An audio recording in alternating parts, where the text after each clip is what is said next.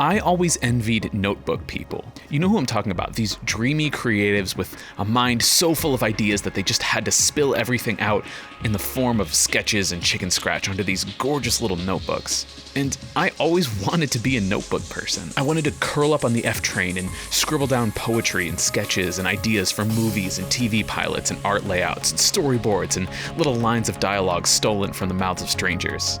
Like you, I've been gifted 1,000 notebooks in my lifetime, and despite my best intentions, I could never seem to pick it up.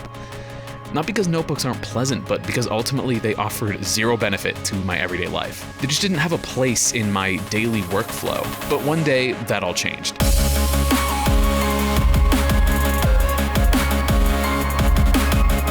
Years ago, my friend Andres left his old sketchbook at my house.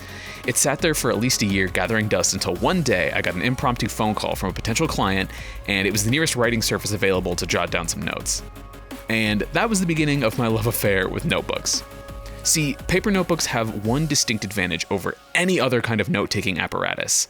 A notebook cannot distract you.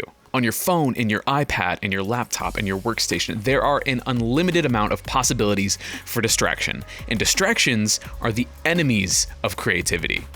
Your brother texted you, your battery's low, look at the time, is it really June already? You really need to organize that home screen, the ice cap's melted, ah! A good old-fashioned paper notebook ejects those immaterial demons into space, launches them to a far-off universe where they can't stop you from being an absolute productivity weapon. These days, I can't stop, and frankly, I don't want to. My notebooks are the home of my weekly checklists, productivity menus, render logs, sketches for 3D prints, meeting notes, comment sheets, time tracking, and literally anything else I might need to store outside my brain for later.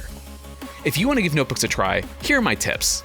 Find a notebook that fits your needs. I use simple dot grid notebooks with spiral binding. Minimal, utilitarian, perfect. Find a pen that is a pleasure to use. I use the Pilot Precise V5 RT pens. They are absolutely elite, but you might love a Bic pen or some other brand more. It's really up to you.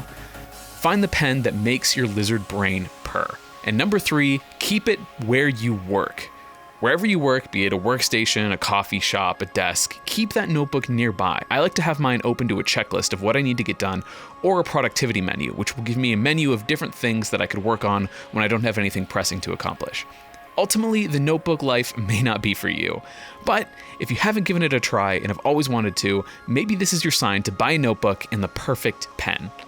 If this ends up being a real boon to your productivity, be sure to let me know. That's all for this episode. I'm Keegan Larwin, and I can't wait to see what you make.